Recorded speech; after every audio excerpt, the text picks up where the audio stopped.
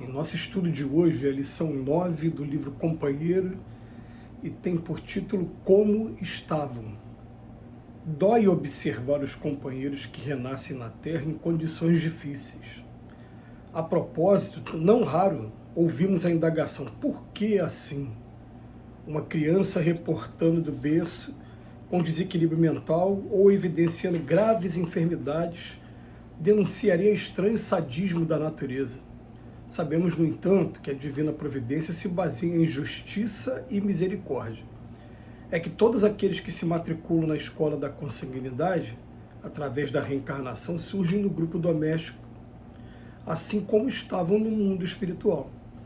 Nunca é demais reafirmar que trazemos individualmente a soma de todas as realizações que já efetuamos nas múltiplas existências com que fomos favorecidos no transcurso do tempo. Criadores do próprio destino, temos em nós o que fazemos de nós. Quando partimos do plano físico na direção do plano espiritual, se pensamentos de culpa nos obscurecem ou nos conturbam a mente, fazendo-nos portadores de inibições e desequilíbrios, sofrimentos e resgates que prescrevemos contra nós mesmos, perante a consciência onerada por débito de formação espiritual.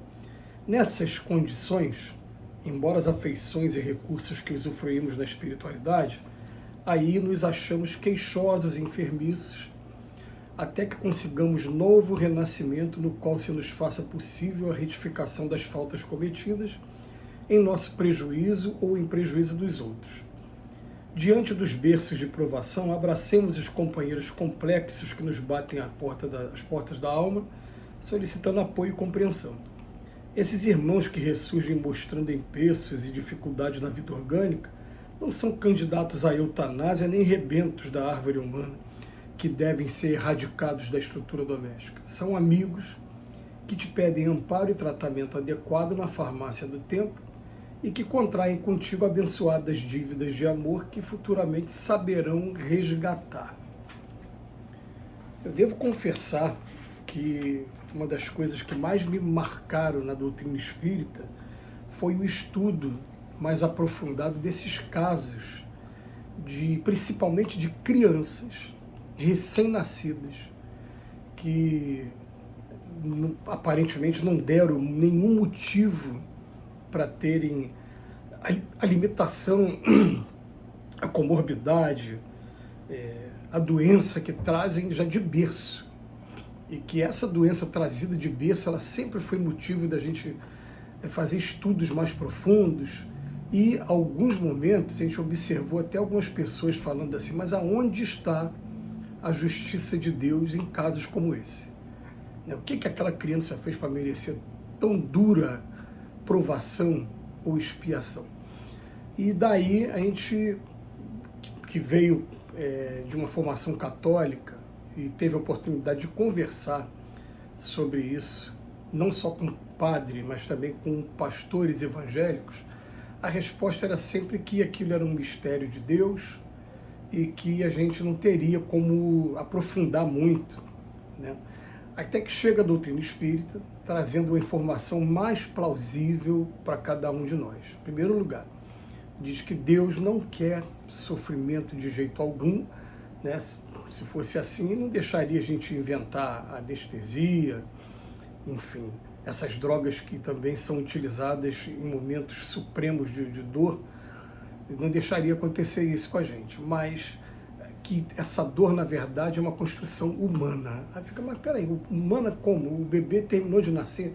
Então você não vai encontrar a explicação nessa encarnação, você vai buscar essa explicação em encarnações anteriores. E aí, o capítulo 8 do Evangelho segundo o Espiritismo, bem-aventurado os pobres de espírito, quando chega no seu último texto, bem-aventurados que têm puro o coração, ou melhor, bem-aventurados que têm os olhos fechados. Esse aqui é o texto.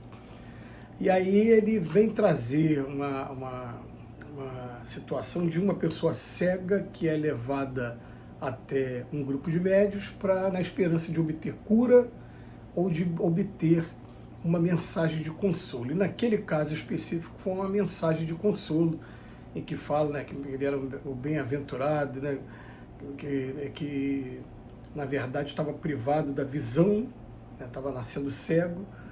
E aí, quando chega no final da mensagem, tem uma nota, tem uma explicação, e fala, olha, pode ter sido por 3 situações e a gente vai acrescentar uma quarta a esse texto. A primeira situação, quando seus olhos foram motivo da sua própria queda. E aí a gente vai colocar aqui o suicídio em primeiro lugar. Os espíritos afirmam que quando a gente se suicida, quando a gente promove uma lesão intencional contra meu corpo em atitude de rebeldia, contra as leis de Deus, agredindo a mim mesmo, eu marco aquela parte do corpo, não só aqui enquanto eu estou encarnado, mas quando eu vou para o plano espiritual, aquela lesão também está no meu corpo espiritual, no perispírito, e sem exceção, os espíritos são unânimes, sem exceção. Tamanha a gravidade da violação à lei de Deus, ela vai se manifestar no próximo corpo, na próxima encarnação. Então, o Chico Xavier no programa Pinga Fogo, a gente sempre aconselha isso, coloque aí depois no YouTube, né, Chico Xavier interrogado por um pastor evangélico, e assistam toda a pergunta e toda a resposta, porque vai ser uma pergunta sobre Adão e Eva, mas que o Chico Xavier, na segunda parte da resposta, ele vai dizer, olha, eu vi pessoas que se suicidaram com enforcamento e que daqui a pouco ele promoveram uma lesão tão grande na coluna vertebral que ou renasceram paraplégicos ou tetraplégicos. Eu vi pessoas que se envenenaram e que renasceram com um sistema digestivo todo comprometido. Eu vi pessoas que deram tiro no coração e que renasceram com a cardiopatia congênita. Eu vi pessoas que deram um tiro contra o crânio e que renasceram ou cegos, ou surdos, ou loucos, dependendo da região em que acertaram no crânio, no cérebro, mas mais ainda se tiverem acertado nessa região aqui da hipófise, ou epífise, é uma glândula que a gente tem. Essa glândula, ela aí traz muitas complicações. E até nesse programa o Emmanuel fala através do Chico Xavier. O que eu falei ainda há pouco, que Deus não quer sofrimento, sofrimento é de natureza humana. Mas no capítulo 8 ele fala, e se meu olho for motivo da queda de outrem? Então, ó, eu puxei uma arma de fogo, dei um tiro em alguém, tirei a vida de uma pessoa. O que acontece? Eu marco meu corpo espiritual, com a exceção de que eu não vou trazer essa marca na encarnação imediatamente seguinte, que vai ser dada uma oportunidade de eu resgatar. Normalmente, a providência divina faz isso com a gente, de eu consertar aquilo que eu fiz. Se o acerto de contas não vier, daqui a pouco vai se manifestar no meu corpo exatamente a mesma lesão, a mesma marca que eu promovi na pessoa. E um terceiro é que o Emmanuel faz até referência aqui no texto de hoje. Fala o complexo de culpa. Quando eu me sinto culpado por ter imposto uma tarefa para alguém e aquela pessoa acabou sofrendo por conta da minha atitude, eu carrego esse complexo de culpa comigo e ele, daqui a pouco ele se manifesta no meu corpo também nas encarnações seguintes. Eu falei que ia acrescentar um quarto caso, que é o caso que está no Evangelho de um cego que ele não teria pecado nenhum, apenas nasceu para servir de, vamos botar assim, de instrumento para a cura que Jesus efetuou naquele momento. Acontece muito também, tá? Espíritos que vêm com missões, assim, espíritos que não teriam a menor necessidade de estarem com lesões no corpo, mas, por exemplo, eu vou acompanhar um parente que está internado, então eu peço a providência divina para também vir com a enfermidade, para poder estar internado no mesmo lugar. Acontece muito. E aí, gente, a gente ficou assim, poxa, agora começou a apresentar para a gente uma resposta plausível, dentro de um bom senso. Por que está acontecendo isso? Na verdade, nós fomos os arquitetos, os artífices dessas lesões que a gente provocou na gente mesmo.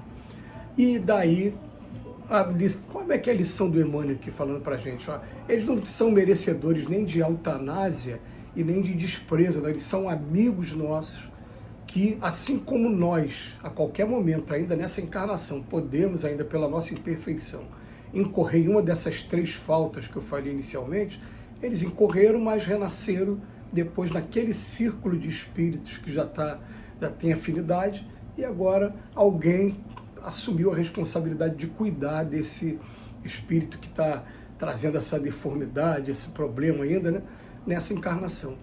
Essa resposta ela foi muito mais plausível dentro de bom senso e de razão, e depois a gente teve a oportunidade de comprovar através de vários casos e que a espiritualidade explicava para a gente. Então fica aí uma proposta de estudo, não que vocês aceitem cegamente o que eu falei aqui, não, mas que pesquise também e tire suas conclusões. Que Jesus os abençoe hoje e sempre.